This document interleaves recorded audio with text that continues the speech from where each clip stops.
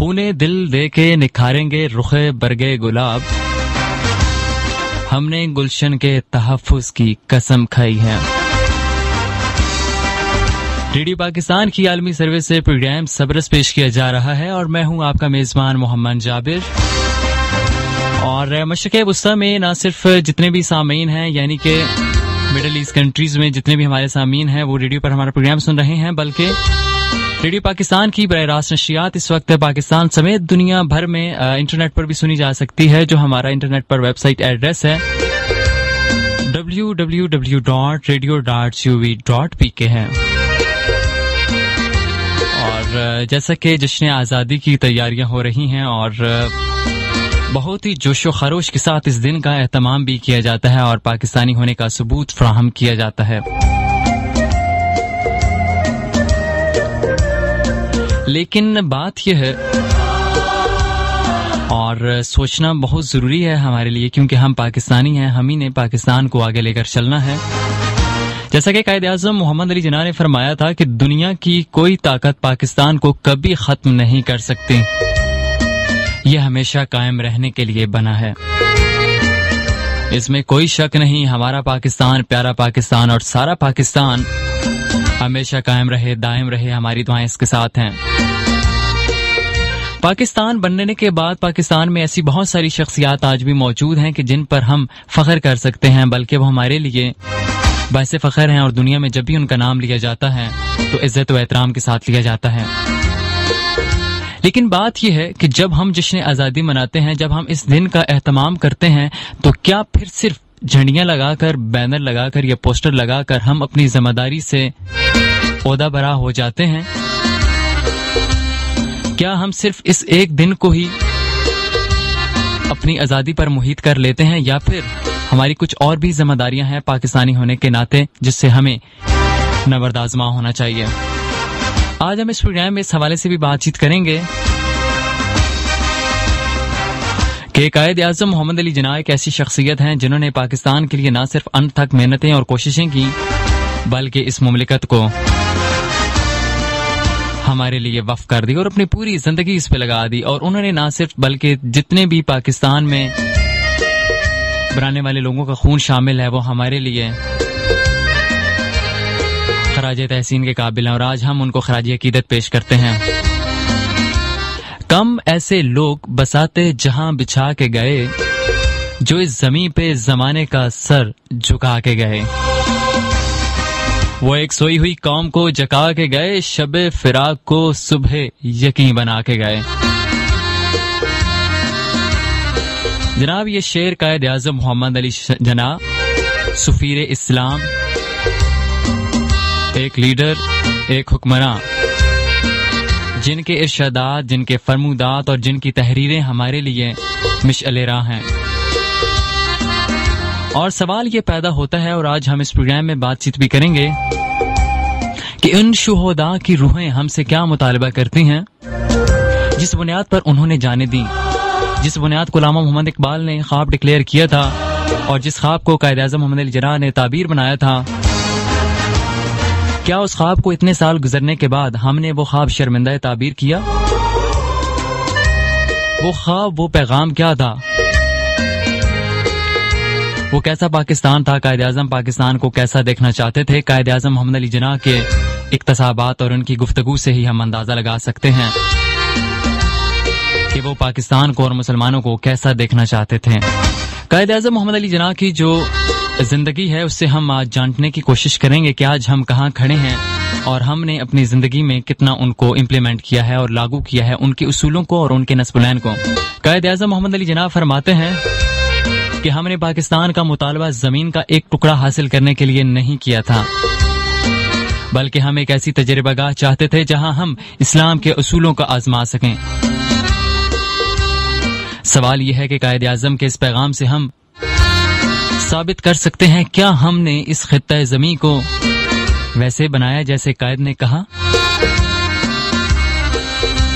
ایک دوسری جگہ قائد اعظم محمد علی جناح خطبہ صدارت دستور اسمبلی 1947 میں فرماتے ہیں، اگر ہم اس عظیم مملکت پاکستان کو خوش اور خوشحال بنانا چاہتے ہیں تو ہمیں اپنی پوری توجہ لوگوں اور بالخصوص غریب طبقے کی فلاح و بہبود پر مرکوز کرنی پڑے گی۔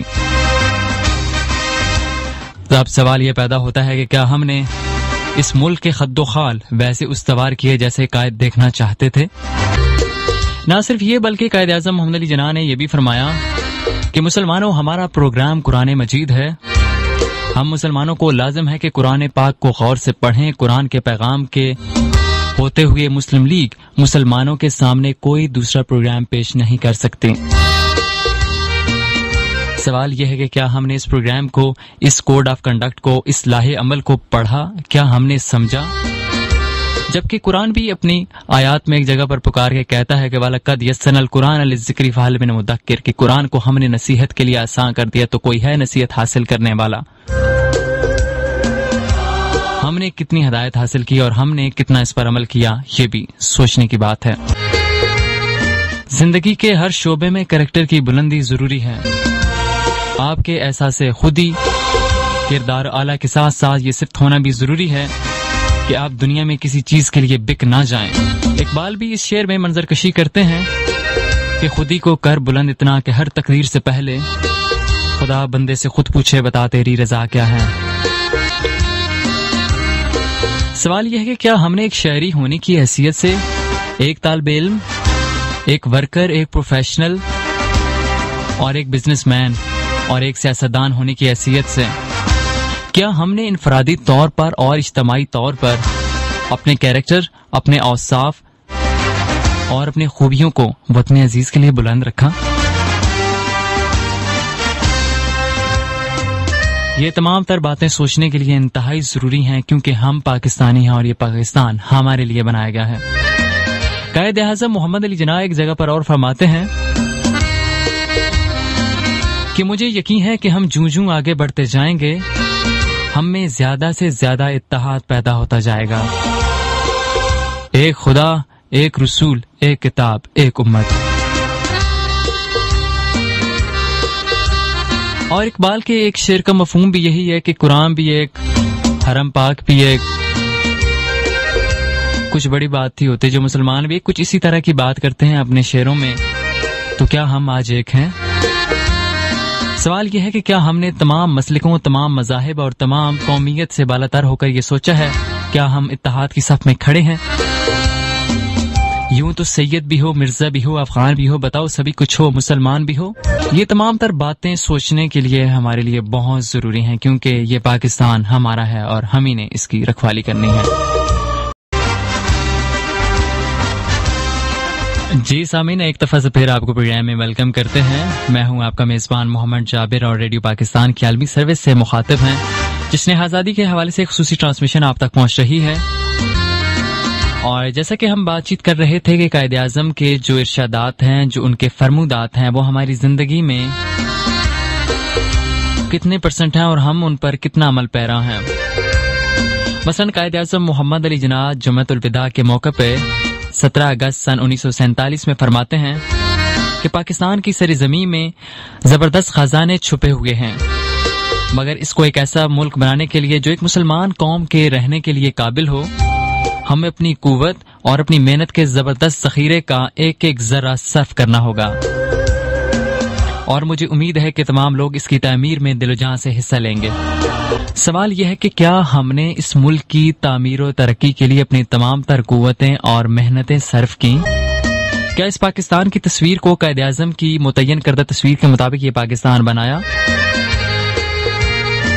قائد اعظم ایک جگہ یہ بھی ارشاد فرماتے ہیں کہ آپ ایک ایسی قوم ہیں جس کی تاریخ شجاعت، کردار اور آئینی دیوار سے، لوگوں کے کارناموں سے بھری پڑی ہے۔